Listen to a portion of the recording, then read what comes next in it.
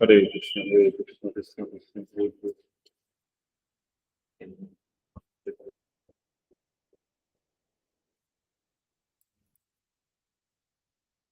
Hare Krishna.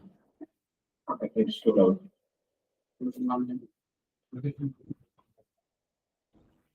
Hare Krishna, Hare Krishna, Krishna Krishna, Hare Hare, Hare Ram, Hare Ram, Hare Hare. Hare Krishna. Can you all hear me online? Or do you understand?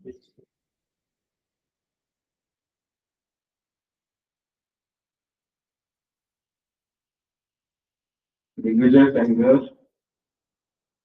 Yes, Prabhuji.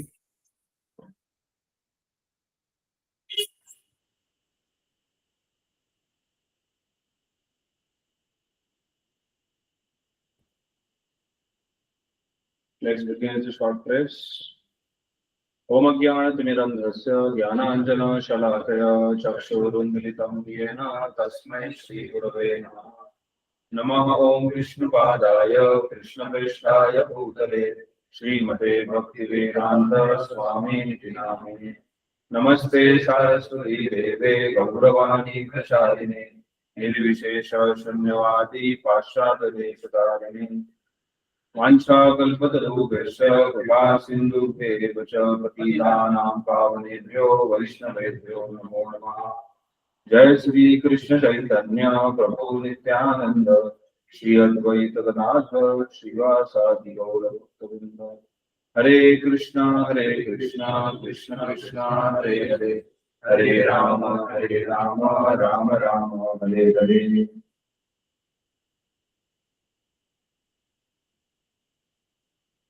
Sessions, but then somehow because of some other things, I could not come for all the sessions. We could meet only for the first session, I believe, and then second, third, fourth session are taken by other devotees, other very qualified teachers, and I hope you all enjoyed it. So this is session number 6. We are discussing on a very interesting topic now. So this whole course is named as Discover Yourself. In this now we found out that who we are, what is our duty, what is our real dharma. All those studies we have already done, and now we have reached to understanding that I am not this body and soul. And being a soul, my duty is to connect myself to God. So the meaning of yoga is a word which is very regularly used. Nowadays, yoga is a very famous term. In Western countries also, people know about 2 kinds of yoga. One is yoga is that exercise, where they have, yama, niyama, pratyahara, pranayam, yogasana. And then another yoga they know is bhakti yoga or the kirtan yoga. And that's how it is famous in many countries. But then it is very important to understand what is the meaning of word yoga. Yoga means union with God, a connection with God. Sanyoga, we use this word in Sanskrit, means called as Sanyog. Sanyog means being in contact or being in connection with someone. So connection to the God is yoga. So there are different processes of yoga and by which you can connect to God. So we have understood being a soul, I should connect myself to Krishna. And the best process to connect to Krishna is chanting the holy name of Lord. Hare Krishna, Krishna Krishna, Hare Hare, Hare Ram, Ram Rama, Hare Hare. By which we can connect ourselves to God. So after understanding that we have to connect to the God, but why we should connect to the God is what we will learn in this session. Because everybody is searching for happiness, everybody is searching for some loving exchanges, everybody is searching for some satisfaction in this world. Like you must have seen some of the slides. One person was driving a car and he was going with the speed of 100, 120, 140. He was going very fast. So another person became very curious that why is this person so fast? Where is he heading to? Where is he going? So this person somehow he made up and he went close to him asking, "Oh sir, where are you going?" He said, "Don't disturb me, let me go." And he went ahead. Again this person caught him and said, "Hey, please tell me, where are you going? Where are you heading?" That I don't know. Don't ask me that. I'm just going. There are many people in this world, you will find that they are heading towards someone, but they are aimless. They are hopeless. They don't know anything. It's not the right thing. So, and why is this happening? Because people are in search of something, but they don't know what I'm in search of, what exactly I want, and that's why they are just going ahead, but getting nothing in their life. And that's why, what is that love? What is that satisfaction? What is that peace I'm searching for? That's very important to understand, and that's what we understand here. Discover real, eternal love. So when this word love comes, when immediately we remember some movie songs and then romantic hero and heroine and then their loving exchanges. Why? Because people are in search of love. Like I very often I tell this in my lectures that when you see a hero, main hero in that movie dancing with, there are at least 20 girls on the side and he's dancing with. So when that is happening, a person who's watching that video or hearing that song, he's imagining himself there. He's imagining that I'm there, and there are these 20 whatever people around me. They are loving me. I'm the center of attraction, and then I'm that person. I'm that hero, and everybody is in that imagination. Everybody is in that illusion. And then why is that happening? Because everybody is searching for some love, and where will we get that real love? Love to will get temporary love. Will get sometimes you will get love. Sometimes you will get hate. Sometimes quarrels and hypocrisy and cheating and so many things will go on. But that permanent love, where we get, that is what we are going to study. Discover the real eternal love. Fulfill the ever longing of the heart. So,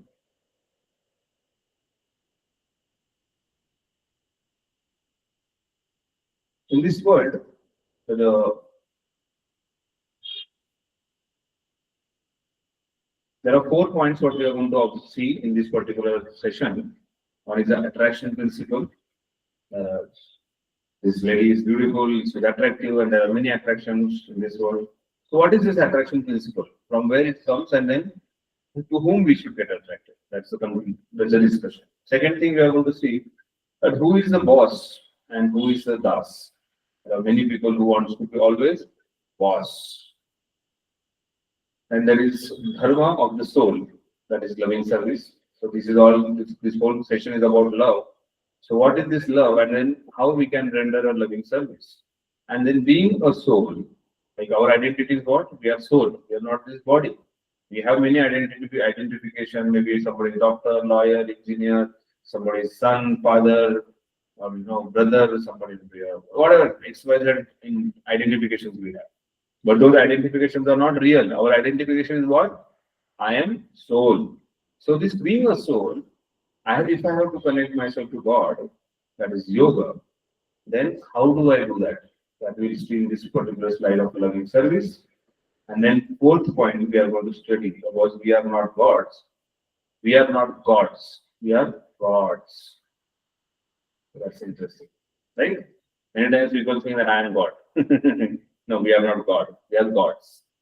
Bhagwan ke. Bhagwan. So let's know about this attraction principle. So who attracts us in this world? There are multiple varieties of people who attract us. There is somebody who is very beautiful. Generally, to a man, a beauty attracts, and to a woman, a wealth attracts.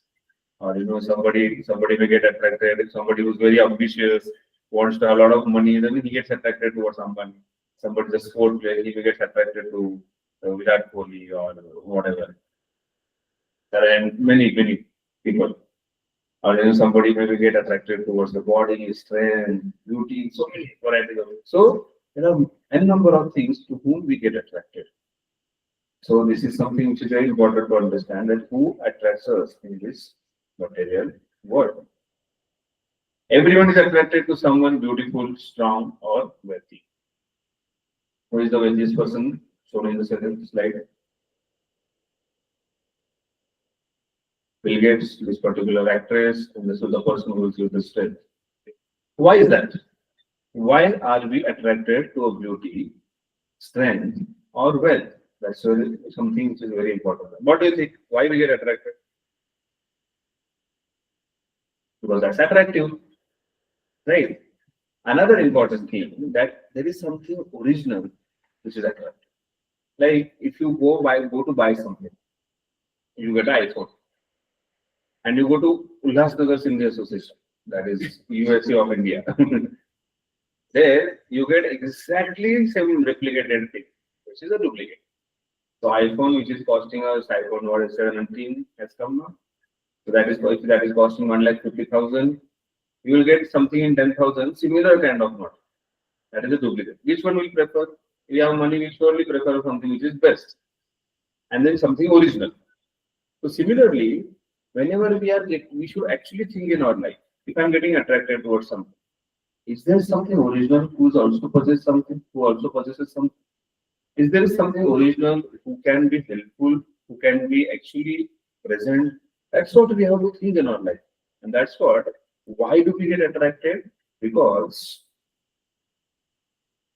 originally these opulences are present in God in oceanic politics, who is supreme attractive. So somebody who is a beautiful, like I'll tell you the story of Prabhupada. Srila Prabhupada was the founder of ISKCON. Once he was traveling with his assistant, and then his assistant and Prabhupada, they got down from the flight. They came down, and then behind them, there was an air hostess. She came up, and this air hostess was very beautiful. And then assistant of Prabhupada, he started watching her. And then Prabhupada was this side, and then she came like this, and then she walked, till the time Prabhupada and he was facing each other.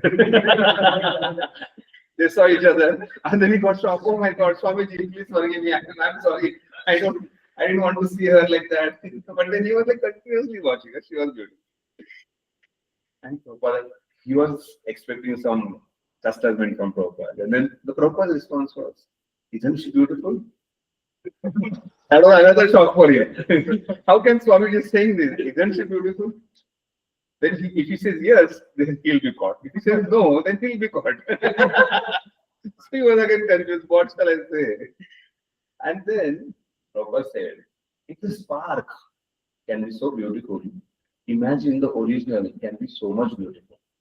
If the spark is a small tiny entity who is beautiful, then the original creator of that beautiful personality can be so much beautiful. And that's why we should find out that who is that person who possesses the oceanic qualities, who has the quality like an ocean. And then he is the originator of all those qualities to whom we get attracted. So we should think to what all things we get attracted in our life. So this attraction principle is very important. So can you imagine which all things we get attracted towards? Harirajan, what do you say? Food. Okay, that's interesting. And money. Okay, good. Anything else? Discipline. Wow, we get attracted towards discipline. Something beautiful. It can be a beautiful rose. It can be a beautiful woman. It can be beautiful, whatever. And yes, beauty, food, or discipline. They say, okay. Yes. Okay. We get attracted opposite sex. Okay. The ladies for gents, for the men it is ladies, or ladies for men. They look attractive. What all I'm talking about the qualities to whom we get attracted. Which are those qualities? Like he said, what is it? Beauty. Somebody said wealth. Anybody else? Online? Strength. We get attracted to principle. We are talking about qualities, not the details. So there is a verse which comes in Parashar, it was given by Parashar Muni.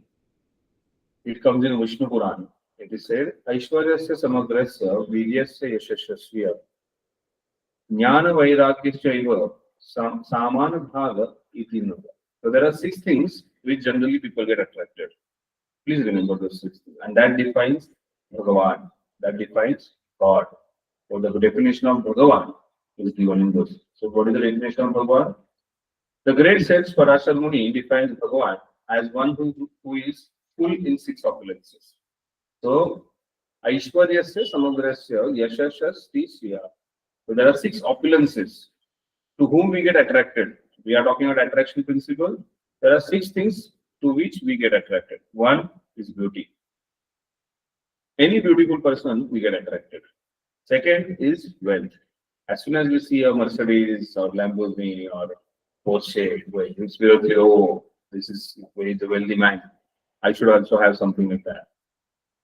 Third, also attracts is knowledge. If somebody is knowledgeable and if somebody is seeking knowledge, he gets attracted towards the knowledge. Fourth is fame. Oh, that person is very famous. Then they don't see whether he's beautiful or black or white or whatever. He's famous. We get attracted. I also want to be a famous. Then fifth is strength. Everybody, whoever has biceps, triceps, and has good strength, we get attracted to that strength person. And sixth is renunciation. People also get attracted towards renunciation. It's quite difficult to understand how renunciation, but ultimately we also want renunciation. So we get attracted towards these 6 things, and we also want to possess these 6 things. We want to possess beauty, we want to possess wealth, we want to possess knowledge, we want to possess fame, we want to have strength, and we also want to have renunciation. So we when you're working under a boss and then boss is really troubling you, torturing you, like frustrated, nahi chahiye mujhe. I want to quit everything. So this quitting mentality is renunciation. So like this, there are 6 principles. Who possesses the 6 principles in full capacity? That is Krishna, and that's why he is known as Bhagavan. So definition of Bhagavan is Bhaga and Van, one who possesses 6 opulences is Bhagavan. This makes God all attractive to everyone.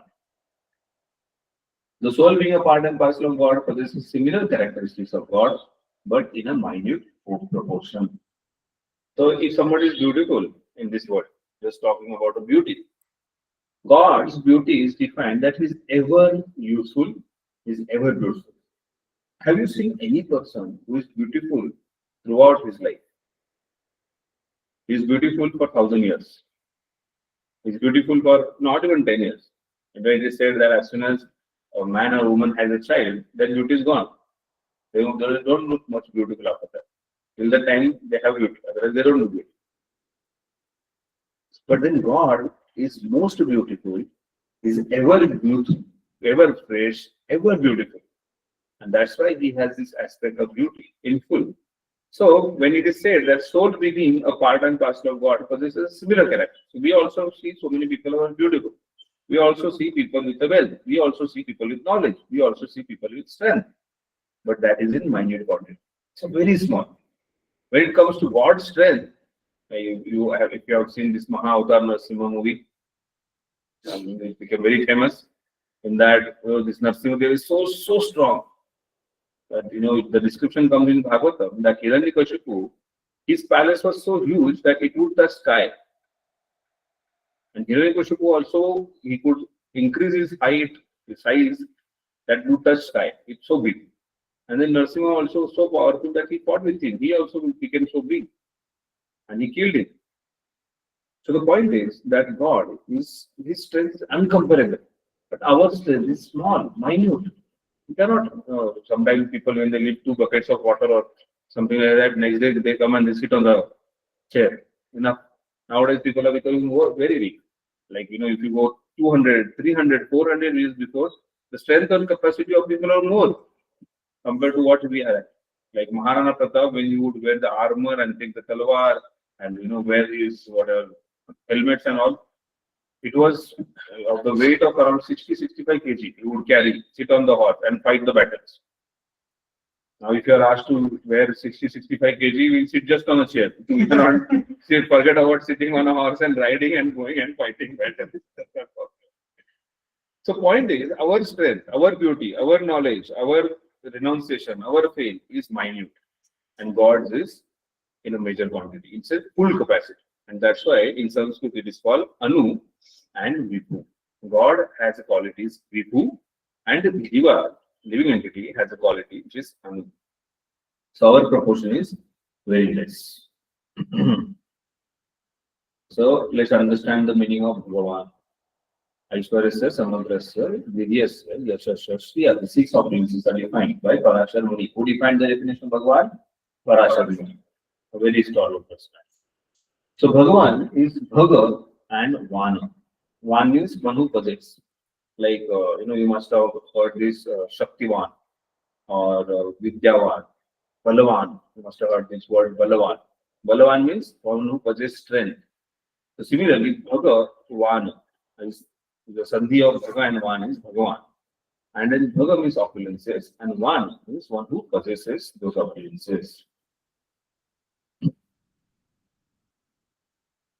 So this reference of Bhagavan comes in Bhagavad Gita 28 times, Srimad Bhagavatam 148 times. If somebody wants a reference, somebody wants to know.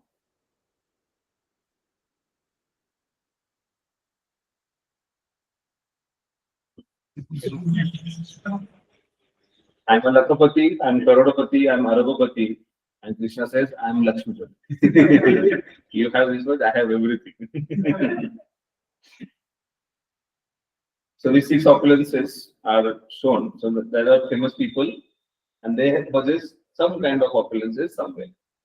Like, Gandhiji is famous, Acharyas are renowned, somebody has a strength, somebody is having knowledge, somebody is wealthy, somebody is beautiful. The six opulences are. So we'll discuss more about the six opulences.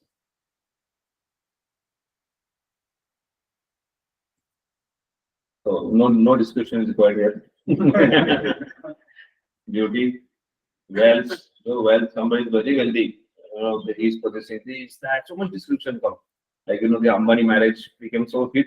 It was a discussion of the town. Every news they were discussing that this Jamnagar wedding, pre-wedding, post-wedding, this wedding, that wedding. So much discussion.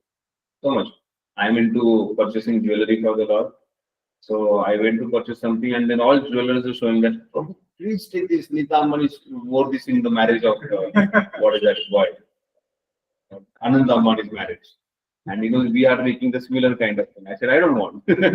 Because my God is much more beautiful, much more opulent than him. I don't want this model. I take something else. Anyways. But then there's so much discussed about that, these particular personalities are so wealthy, so much knowledge. Like, who is this person whose knowledge was shown here? What Albert Einstein says about his knowledge, that? He says that I have used my brain only 1%. 99% of my brain is not used, and he's considered one of the intelligent person of the planet.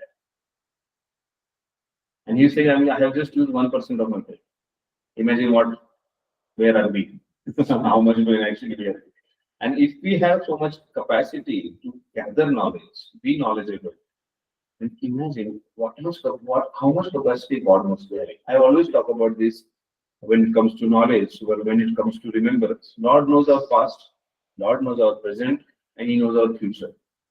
How many of us are present here? We are, there are online 4-5 devotees, and here we have 7. We are around 15 of us. We are sitting here and discussing. He knows about us. We are just in one room, and He knows about us.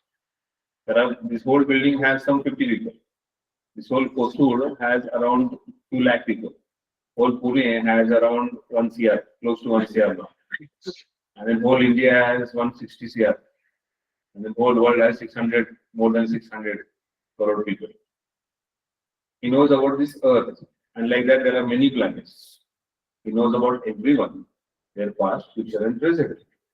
Can somebody design a computer which can keep knowledge of even Pune's people's past, present, future? It will crash, collapse. It will never, we cannot, establish it, assemble it. God knows about the whole world, whole earth. Like that, there are n number of planets. Like that, there are n number of Brahmandas. And everybody's past, future, present, He knows. And not only knows, He designs his life, next life, everything according. What he's supposed to get, where he has to go, what he has to do. Everything is nicely designed. So that is the knowledge. And then not only about the people's life. He knows about the creation, which creation to do, when to do, everything in detail. So much knowledgeable he is. And he is full in knowledge. So every boy who is in young age wants to have some body like that. And then he thinks that I have strength. How long this strength will stay? Till that I'm using gym. Once he comes out of gym, it's gone. I know some students of mine who used to go regularly to gym to make their body shape and all. But then after they got married, they couldn't get time. And then immediately their fat was flowing from this side, that side, and so many other things started coming. And then they couldn't look so powerful, strengthful, or beautiful. Now, you know the story of who is the famous boxer? Muhammad Ali? Yeah, he was one of the best boxer. So this Muhammad Ali he was, it was a situation that he never lost any battle. He always won. And then at the end, he got some disease. I think a Parkinson disease he got. And then he was asked to come to lead the fire of Olympia. And then he came, and then they asked him to lead. Because of Parkinson disease, he could not even leave that mashal, could not leave that lamp. And there were two supporters who came and then they lit up. And he used to always say, I am the greatest. Muhammad Ali is the greatest. I am the greatest. I am the greatest. And then immediately reporters were enthusiastic after he lit up the fire of this Olympic. They came. And then they asked him, so, sir, you used to always say, I am the greatest. So, are you the greatest? He said, yes. After this Parkinson's disease, he is immediately assistant of two people.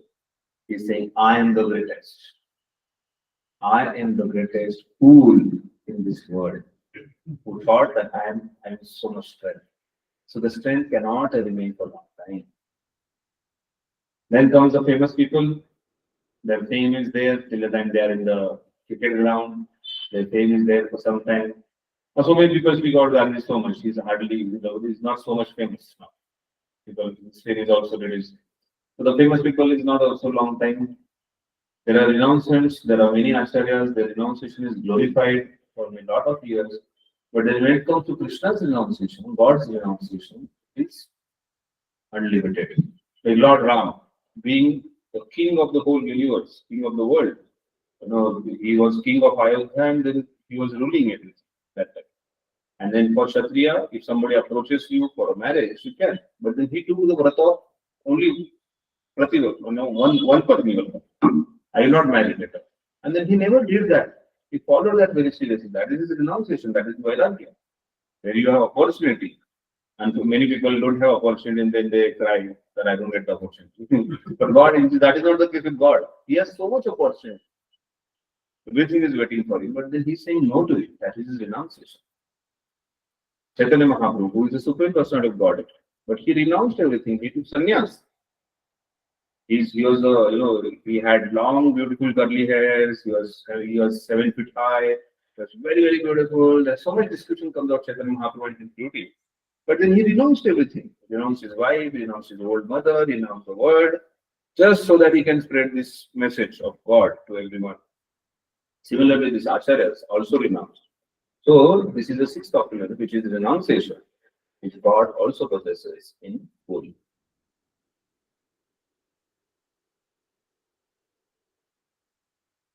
Just like the reflection indicates that the real object must exist elsewhere. So when you see beauty, then wealth, knowledge, strength, fame, and renunciation. So when it is existing in this world, which is a reflection, this material world is called as a reflection. This particular thing comes in the 13th chapter. Krishna talks about it. And he is saying that how Urdhva Adashaka, that this particular world is a reflection. So you go to, like this story comes about a queen who lost her necklace. And then the king announced that whoever finds this necklace, I'll give the half of the kingdom. Because that necklace is very opulent, very dear to queen. And then everybody is searching for that necklace, everybody is going. And then few people went, intelligent people, they saw the necklace is seen in the pond. So one person, he went, jumped inside the pond, a deep pond, he went down, searched, he could not get, he came out, he got frustrated. Then second person came, he also saw, oh, there is that necklace which was announced there. He also jumped, he also searched, he could not get it. The third person came, the sadhu came, was very intelligent. He saw the reflection and he had heard When you see the reflection, original exists somewhere else. And then he saw on the top of the tree, there's a crow sitting with the necklace. And the reflection was seen in the water. And that's why everybody was going inside, and that's what happens. That people are running behind reflection, which is not real. People are running behind beautiful ladies or men. But then unfortunately that beauty is not all in all, that's not real beauty. People are running behind so much of opulence and all of that, strength and beauty and so many things. But that's not real. The real exists somewhere else. And that is God. That is with Krishna. The short-lived minute opulences in material world indicates that the real opulences must be in the spiritual world. So the material world is a reflection and the original is a spiritual world. That is Vaikuntha. The six opulences of Supreme Lord, beauty. His beauty is described so much. It's so beautiful. See the photo. Prabhupada used to say these are the windows to the spiritual world. You go to window and peep and then you see the world outside. Similarly, when you want to see Krishna, you should open this picture and see. When you see the picture, you see that Krishna from your window. There are the windows to the spiritual. It's so beautiful. When it comes to his wealth, it is said in Brahma Samhita, Lakshmi Sahasra Shat Sambrahma Sevyamanam. There are thousands of Lakshmi who are daily serving him. So his called Lakshmi Pati. Lakshmi Mata is serving his lotus feet always. Lakshmi has all the opulence of the universe, of the whole creation. She possesses all the opulence, and then she is serving him. He is Lakshmi Pati. If somebody is I'm Lakshmipati, I'm Karodopati, I'm Arabopati, he is Lakshmi Pati. So he possesses all the wealth. So much description comes. This particular picture you see, which is that Krishna is sitting and on the asana. And then he is glorified so much, and his opulence is such a that in Dwaraka, when Krishna created the palace, now people are searching for Dwaraka, they're going there. There is some submarine which is going down, and you can see Dwaraka from that submarine. And that's beautifully carved, 5,000 years old creation you are seeing. But that time, the pillars were made up of gold. The pillars of a palace were made up of gold. Can you imagine? And then they were studded with rubies and diamonds and all of that. The Sabha Mandap of Dwaraka was one of the best in the whole creation. And that was all made up of stones and rubies and motis and this and that. So many things were taken. So there is no comparison of wealth to the wealth of Krishna. Then comes out the knowledge. Knowledge which he gave, what we are studying, is formed into a Discover Yourself course, but that is the knowledge of Bhagavad Gita, which was spoken 5,000 years before, and which is helping the whole universe. When it comes to Bhagavad Gita is a book which is not meant only for one religion. One may say that मैं Hindu हूँ और Hindu है इसको पढ़ेगा. No, this is a book which is read by everyone, which is read by Albert Einstein, or which is read by so many people, and then they know. After reading all of that, they understood that there is a supreme person, supreme creator, supreme manager behind all this creation and all the management of this world. So knowledge, what to speak about is knowledge. He is most knowledgeable. And when he speaks, it is glorified for the whole creation group. Lakhs and lakhs of years. And that knowledge is perfect knowledge. When it comes to strength, if somebody is saying, I'm Bhagwan, मैं भगवान बन चुका हूँ, मैं भगवान हूँ, you should just ask him, sir, can you please lift on your lady finger, small finger, one small chair, not for 7 days, only for 7 hours. Not possible. Humanly, it is not possible. Just not possible. Krishna, when he lifted Govardhan, on his left hand lady finger, he lifted that for 7 days, 7 nights. And he was not having any pain. He was not in pain.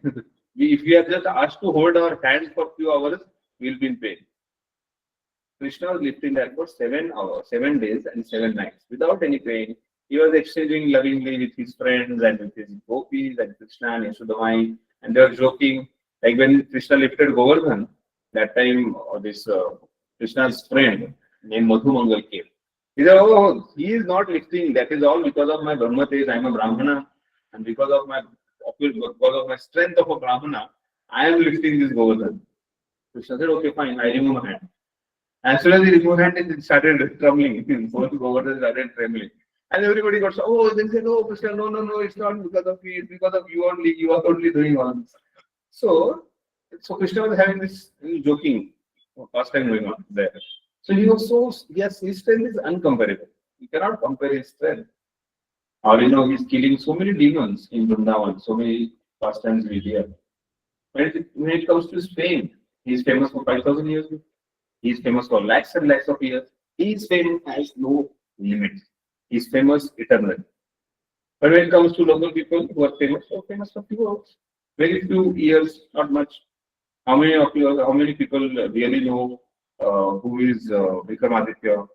How many people really know about who is about Chanakya? How many people really know about even Akbar and Aurangzeb? Very few, and their fame is gone. And other kings also, not so much. The fame is also temporary. It lasts for few years and not for long. And when it comes to renunciation, Lord's renunciation is ultimate. That he's so renounced, his Vairagya is so much glorified that he is ready to serve his devotees. He forgets, he gives up his identity as a supreme personality of Godhead. If somebody is a manager, somebody is a boss, I am your boss, I am the king, I am the minister, you have to obey me, I am the officer. And everybody wants their subordinate to be obeyed. But he is such a renunciant that he is ready to leave the chappals of his dear devotee Nanda Maharaj. Nanda Maharaj once called Krishna. Said, Krishna, can you please get my chappal? He said, yes, yes, yes. Then he went and small boy, he got his wooden padukas kept on the head and somehow he managed to get it and he gave it. Please use this, Papa. He's serving his friend who is old, poor Brahmana. Sudama, not old, but poor Brahmana, Sudama. And he's serving his feet, sitting down and crying. So that is his renunciation. His renunciation is also glorified so much. So God possesses 6 opulences, and the 6 opulences are good. And that's why he is Supreme Personality of Godhead, Krishna. Bhagavan, or God is the one who is in full in 6 opulences. These opulences reflects minutely in the material world. यद्यद विभूति तत् यद्यद विभूति मत सत्वम श्रीमद ऊर्जितम एव वा तत्तद एवावगच्छत्वम माम तेजोस्म संभवान. This is said in Bhagavad Gita. Know that all opulence, beautiful, glorious creation spring but a spark of my splendor. So there is huge light. All what we see in this world is just a small. So of his big splendor is just a spark. So if somebody is saying that I have a lot of opulences, I am great, and the boss, that's illusion. Who is the real boss? That is the second topic of our discussion. The real boss is Supreme Lord, Krishna, and the Das, the subordinate, is the soul. So that's why Chaitanya Mahaprabhu, when he was asked, what is the real nature, real Svabhava of a Jiva? What is real Dharma? So he said, Jivera Swarupa Krishnera Nityadas. The Swarupa, the position of a Jiva, the living entity, is servant of Krishna. Krishnera Nityadas. He is the eternal servant of Krishna. That is our position. And we should always identify and remember this, that my original position is being servant of God, not the God. So we are not God, we are servant of God. So the position of a boss is the supreme person of Godhead, and Das is soul. So we study about this. So this is the picture from Vaikuntha. So you see Vaikuntha, there is a Lakshmi Narayan sitting on asana. And it is said that Vaikuntha Vasi, they look alike Krishna. They look like Krishna. They also have 400 forms, they are also beautiful. But then all of these people are eagerly waiting to serve God. So this God is a supreme person and I am supposed to serve. The best, who is the best? Who is glorified as the best servants? Who is glorified as the best servant in different leelas of Lord? One person is glorified as the best servant.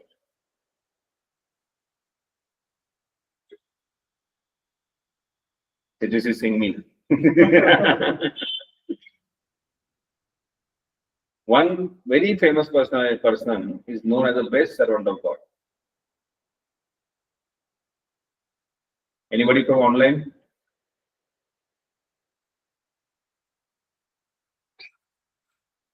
You know it very well.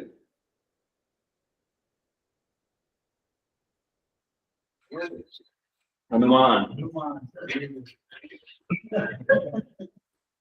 Hanuman is known as the best fellow. So there's a nice story comes from Ramayana. So Hanumanji, after killing Ravana, everybody went to Ayodhya and they were sitting in Ayodhya. And in Ayodhya, they thought this Hanuman is always with Ram. 24 hours with Ram serving, doing something. And when he's there, he doesn't allow others to do anything. He's only doing everything personal service to Ram. So they made a plan that we will divide the services. They made the whole list from morning till night. They made the service list. And then appointed this service to Sita, this service to Lakshman, this service to this minister, that minister. Everybody got the services except Hanuman. And then next day in the morning, they announced that, these are the services to Lord Ram, and then these are the people who will render this service. And then Hanuman was hearing. His name was not coming. He was becoming very sad. At the end, his name did not come anywhere in the list. His name is not there. But Hanumanji is considered the most intelligent person. He said, you missed one service. What? If Lord yawns, then there should be someone to make this chutki. Okay, fine. You take it. You want something, you take that. They thought it.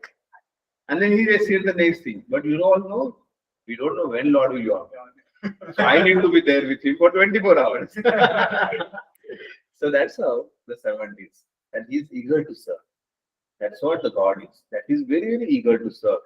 And that's what the boss and subordinate is a very important thing to understand. So the position of a servant is where there is no mystery. The position of boss is always a place of anxiety. That's very important point. God is the supreme person, and all the souls are his eternal servants. So plural subordinates gets nourished by the serving a single supreme. We see few examples of that. Like there are students, there are n number of students, and there is a principal. So somebody say that why my school has so many rules, I don't want to follow. Why they want me to come on time? Why they want me to come and complete the exams, complete the assignments? I will not do that. If somebody says that he's going to suffer, but if he follows rules designed by a principal, what he's going to get?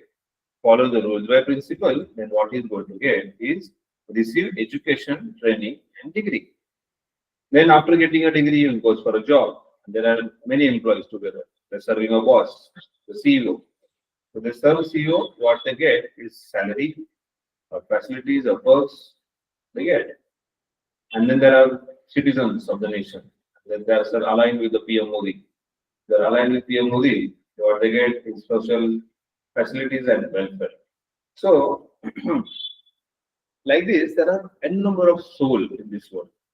And if they're aligned with God, if we are aligned with the instructions of God, we are going to get the facilities in the best way. If we are not, then we have to suffer. That's really important to understand. So God will get nourished by serving the whole. Like if you have to if we are like we always give this example of watering the roots. If you water the roots, the tree is nourished.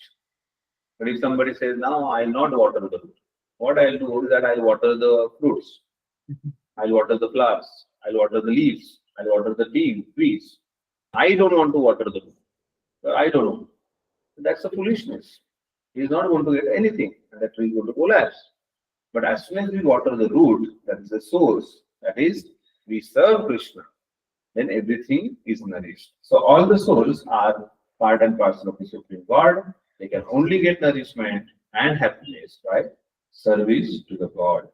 So there is a spirit souls, n number of spirit souls. There is eternal happiness by serving Supreme God. So there are divine and demonic qualities in this world. We always see people with the divine qualities, and we always see people with the demonic qualities. Those who are in demonic category, they actually aspire somewhere in their inner heart. They want to be like divine people.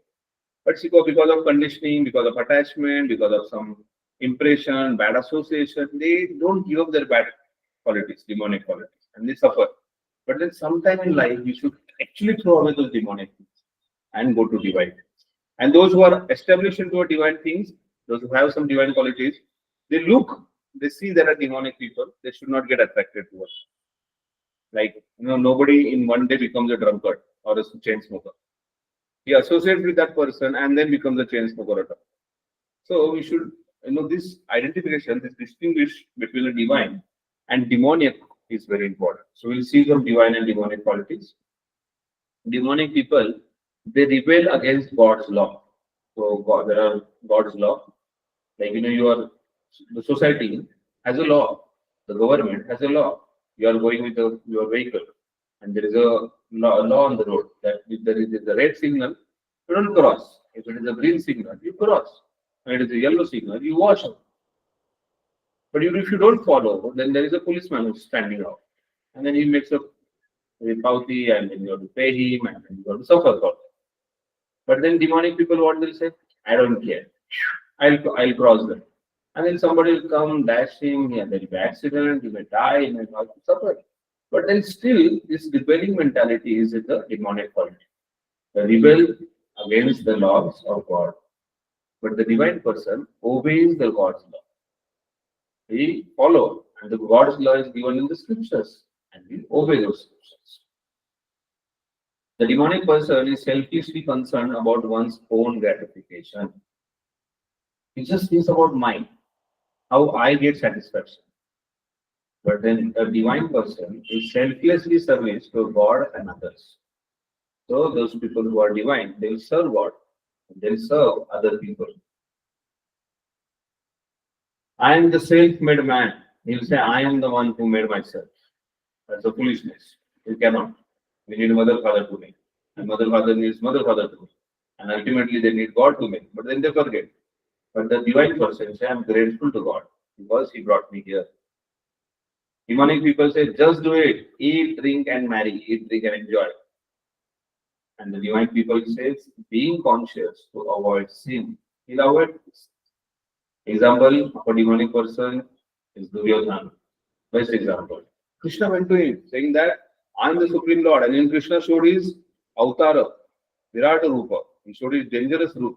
And after that also this Duryodhana is announcing, oh, get the ropes and tie this, get the chains and tie this man who is showing a Virata Rupa. Now, Virata Rupa is, the description of Virata Rupa is such a bhayankar, such a dangerous, that if somebody sees Virata Rupa, he collapse. Even Arjuna could not see. Arjuna said, no, I don't want to see. I'm fearful of seeing this Virata Rupa.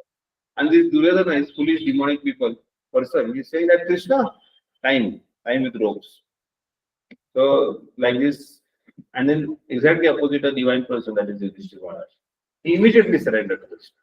Yes, Krishna, I accept, obey your order. Whatever you say, I'll surely follow. That's important. So, till now what we have studied is about the opulences, his opulences, and that defines the Bhagavan. And then after studying that, we understand who is a boss and who is subordinate. And then if the God is boss, he is divine.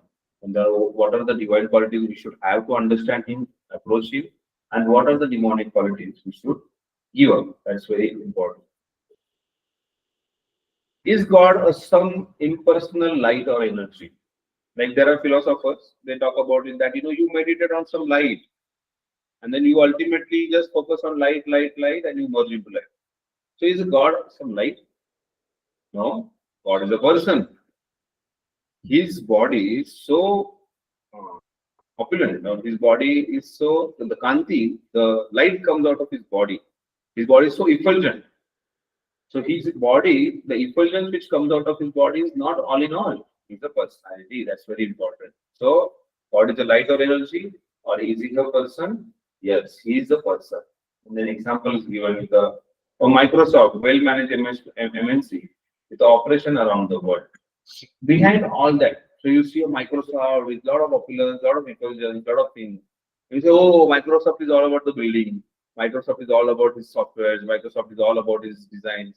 No, the person behind Microsoft, who is the owner of it, who is the CEO of it, who is the person who is running, managing all of that. So behind all that, there is a person running and managing. Similarly, there is a country. Bharat is a country. There's a elected government, and there is a person who is heading that government, and he is managed. Similarly, in this whole universe, the gigantic universe, with so many Milky Ways and so much galaxy, this, that, what we hear, such a huge creation. It's a huge creation. If it is so well perfectly managed, organized, you don't see, we are all driving and then suddenly dashes us and then you shout, hey, Shikta ne kya? And all of that. There's a fight, quarrel, there's air traffic increasing, there's crash, plane crash, there's so much happening in the world. People are trying to manage it so perfectly, but still there is so much difficulty. But we don't see that. Yesterday there was a Mangala and Shani, they, the what is it, Saturn and the Mars, they crashed. There was accident between them when they were rotating. No, we don't see that. We don't see any other planet, the Pluto and this they are crashing or whatever. It is so well perfectly managed. Everything on time. So the best example to understand this is sun and moon. Nobody says that. Sun is saying that, oh, today's Sunday, holiday. I'm not coming. Will that happen? No. He's exactly on time. He's there. Suryodaya time, he's there. Suryasta time, he's gone. Sunrise, moonrise, so perfectly happening. That is a perfect organization. If there is Microsoft is managed perfectly by somebody, or the country is managed by someone nicely. Think about the whole universe, creation, and like that creation is to be managed. How perfectly it is managed by God. Who is that person behind the giant manifestation? That is Krishna. अहम सर्वस्य प्रभो मत्तः सर्व प्रवर्तते इति मत्वा भजन्ते मां बुधा भाव samahita. I am the source of all spiritual and the material worlds. Everything emanates from me. The wise who perfectly know this engages in my devotional service and worship me with all their hearts. न तद्भासेते सूर्यो न शशाङ्को न पावकः यद्गत्वान् निवर्तन्ते तद्धाम परमम्. The supreme abode of mind is not illuminated by the sun and moon, nor by fire or electricity. Those who reaches it never return to this particular world. That holy place, that Vaikuntha. Kuntha means misery. Vaikuntha means without misery. That place which is completely of happiness, that place which is completely illuminated, that place, once somebody reaches, will not come back to suffer in this material world. That is Vaikuntha. That is a place where Lord resides. You should aim to go to that place. In the beginning of the battlefield of Kurukshetra, Arjuna was under stress because he was depending on his own idea of becoming happy. Like many people, we also have our own ideas to be happy. If I drink, I'll be happy. If I eat, I'll be happy. If I go around with someone, I'll be happy. If I have money, I'll be happy. If I have a good relationship, I'll be happy. So many ideas we have. Similarly, Arjuna also had idea that if I don't fight, I'll be happy. So Arjuna was under stress because he was depending on his own idea of becoming happy without consulting Lord Krishna. So as soon as he consulted Lord Krishna, Krishna removed all his illusion. Arjuna was a friend and devotee of Lord Sri Krishna, and that's why Krishna gave his knowledge to him. Realizing that Lord Sri Krishna is his only shelter, Arjuna prayed to be guided by him. Arjuna says this in the second chapter of 7th verse of Bhagavad Gita, 2.7. Karpanya dosho pahatasvabhava pushamikam dharma samura chetah yashe nishritam sahi tanme shishyasteham shadhimam tvam prapanna. He said, I am soul surrender unto you. Please accept me as your disciple. I am completely confused. And then Arjuna completely surrendered to Krishna. And that's what we have to do in our life, that we have to surrender to Krishna and acquire knowledge from God and his devotees. Krishna, being the Supreme Lord, is the supreme well-wisher of his devotee. By aligning with Krishna guidance, Arjuna achieved a victory and happiness. So what are we running for? Victory, happiness. We can get all kinds of victory and happiness if we follow the instructions of God. So that's why God is our boss and we are subordinate. Lord Krishna told Arjuna to surrender unto him only. One can become free from all suffering ultimately and attain the spiritual world. Yatra Yogeshwara Krishna, Yatra Partho Dhanundara, Tatra Sri Vijayor Bhuti Bhuva Mate Mama. Sanjay is saying this. Sanjay said, this is the last verse of Bhagavad Gita. He says, wherever there is a Krishna, the master of all mystery, wherever there is Arjuna, the supreme archer, there will also certainly be opulence, victory, extraordinary power, morality. That is my opinion. So Sanjay, being a very intelligent person, who is observing this battlefield, observing the whole war, he is saying that wherever there is Krishna and devotee like Arjuna, there will be surely opulence, victory, extraordinary power, morality, and everything he has. So if somebody is wanting to possess, he has to associate with devotees and take guidance and shelter from Krishna. So Pandavas were 5, Kauravas were 100. Those 5 surrendered to Krishna, yet the Pandavas won the battlefield. Why? Because they surrendered to Krishna, they followed Dharma, and Sri Krishna was on their side. Thus, anyone who follows in the footsteps of Arjuna would be successful. Lord Krishna is called as a Bhakta Vatsala, protector of his devotee. There is a famous verse which comes in Bhagavad Gita, which tells about Lord's protection to his devotees. Anybody knows the verse?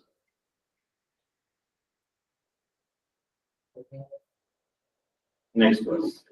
Yadaidas next verse. Paritraya sadhunam vinashaya cha dushritam dharma samsthapanakaya sambhavami yuge yuge. Krishna says, I come regularly here. Every yuga I come here. For what? Paritranaya sadhunam. First thing is, I come here to protect my devotees. If somebody is being a devotee of Krishna, he will surely be protected. In Satyayuga, he protected Mother Earth and Prahlad Maharaj. In Dwapar Yuga, in Treta Yuga, he protected so many of his friends, mainly Sita Mata and other. And then in Dwapar Yuga, Krishna protected so many of his Brajavasis and so many other devotees. So he really comes for the protection of his devotees. Paritranaya sadhunam, vinashaya cha dushrita. Those are demonic people, comes to kill them. Third most important thing is dharma samsthapanarthaya. He comes for establishment of religion. Sambhavami yuge yuge. I come very, very regularly. So prayers go up. Lord Krishna is Bhakta, he protects his devotee, and that's why we should pray to God. It is said in English, a family which prays together stays together. So prayer is a very important factor. So when we pray, they go up to Krishna. And then what happens? After praying, the blessings come down. We are blessed. So that's how the prayer goes up. We pray to the boss, and the nourishment comes to soul. The blessing comes to soul.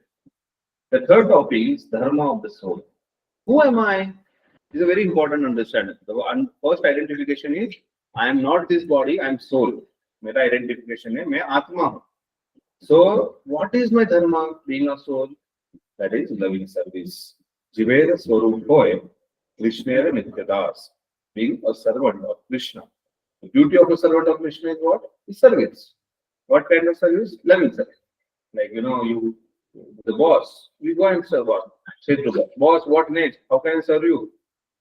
So we are serving. And this world, ultimately, we have to serve someone. The best is to serve Krishna. So, dharma of a soul is loving service. Every living man renders service to someone. A mother renders service to child, eventually son has to render service to mother. The chef is serving to the customer.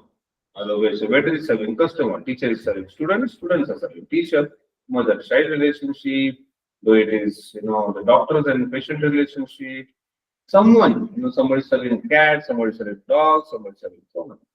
So service is a factor which we always do. We cannot avoid that. In your life, we cannot avoid. Someone we have to serve. Husband has to serve wife, wife has to serve husband. And child has to serve mother, father, mother, father has to serve child. The owner has to, the employer has to serve employee. Employees have to serve employer. So every time we have to serve someone.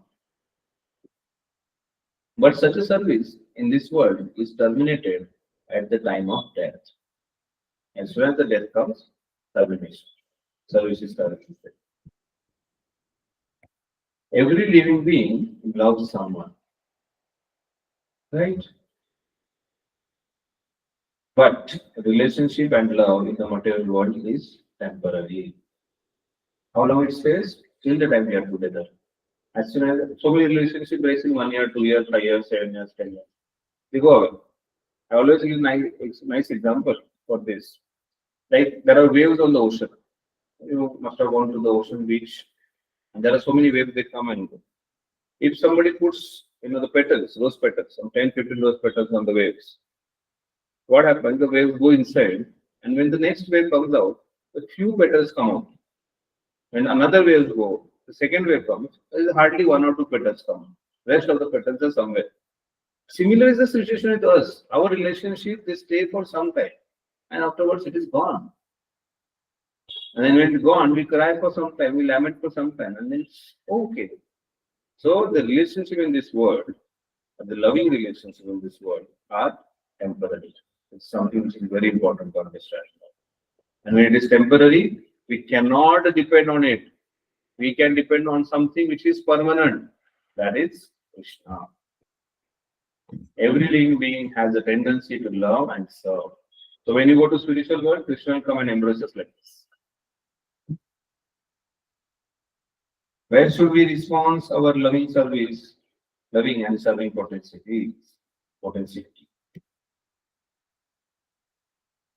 So dharma is nature, swabhava. This nature of a sugar is sweetness. Nature of a salt is salty. Nature of a ice is cold. Nature of a water is liquid.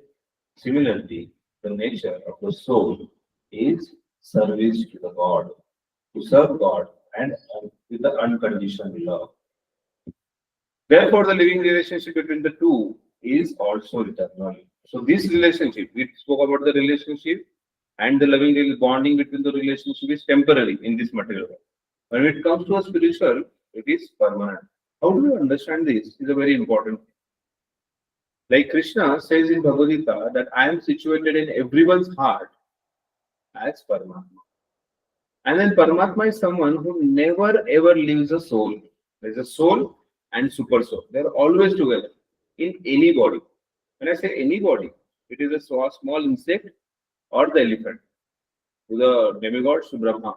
In everybody's body, everybody who is possessing a body, that is soul, there is, next to it is super soul. Upadrushta, Anumanta, Bharta, Bhokta. Krishna says, I am the one who is provider, protector, I am the one who is sanctioner of everything.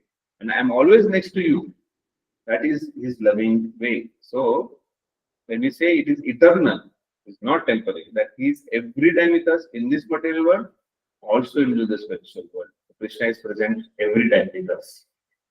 See this discussion about the Paramatma. That eternal love and service to God is called Sanatana Dharma. So Sanatana means eternal. Sanatana. It continuously goes on. So what is the Sanatana Dharma? That is eternal relationship with God, loving relationship with God. Just as a man suffering from amnesia forgets his parents and relatives. Similarly, we have forgotten our love and service to God. So that's very important to revive our love. Revive our love towards God. If we revive our love towards God, we have forgotten. Like, if you put iron rod in for a year outside in open ground, because of rain, because of heat, because of cold, it catches rust on it.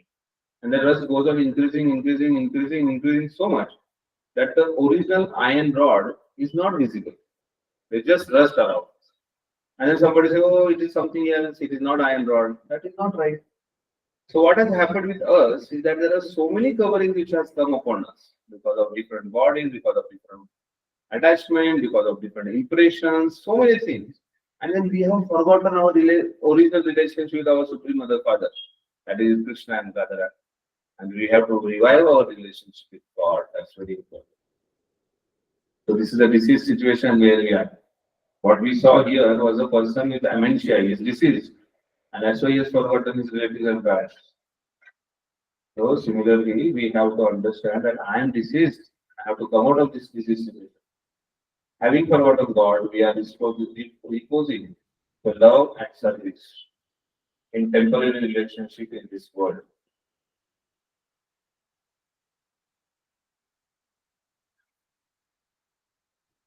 Hmm.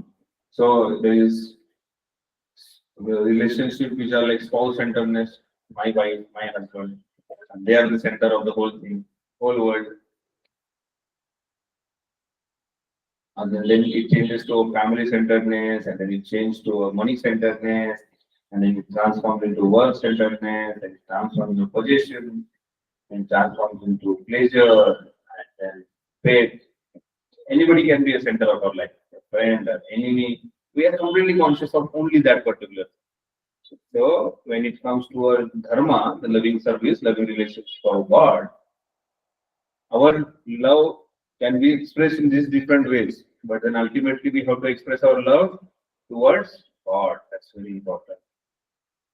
Then comes the fourth and last topic of the discussion. We are not gods. We are gods. It's easy to understand. Okay? हम भगवान नहीं है, हम भगवान के हैं.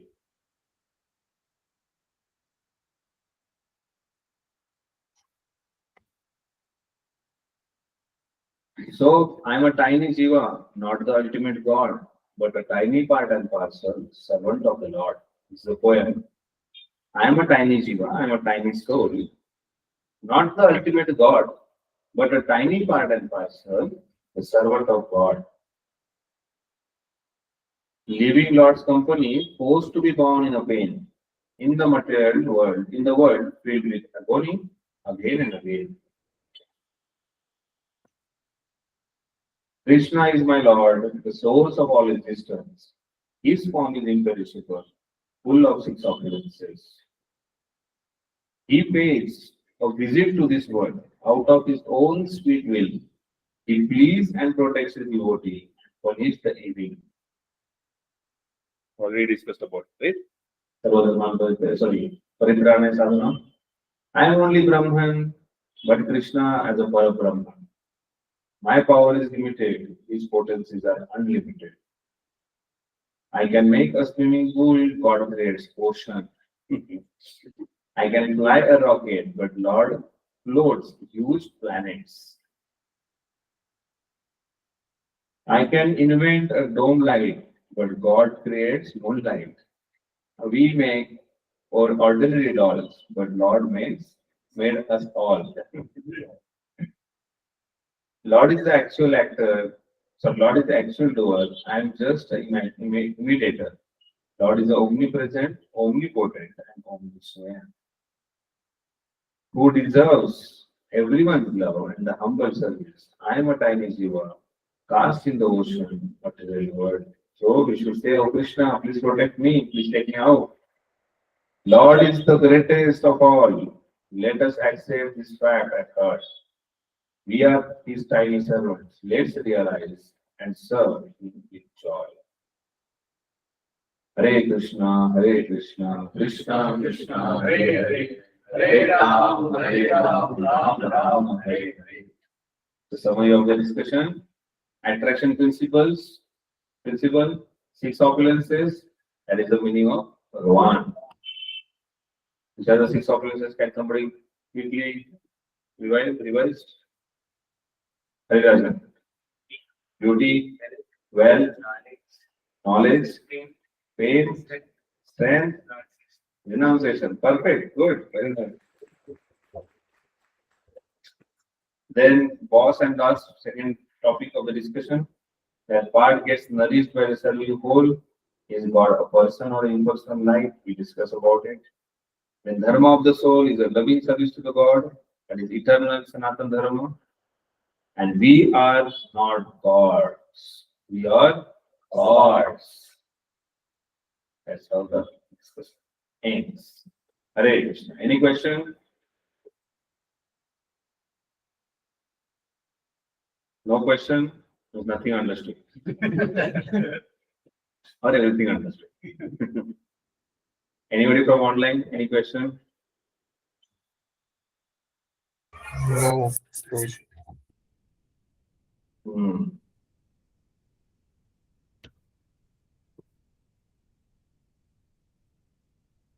Atharva, Digvijay, any question? Chandanu, any question?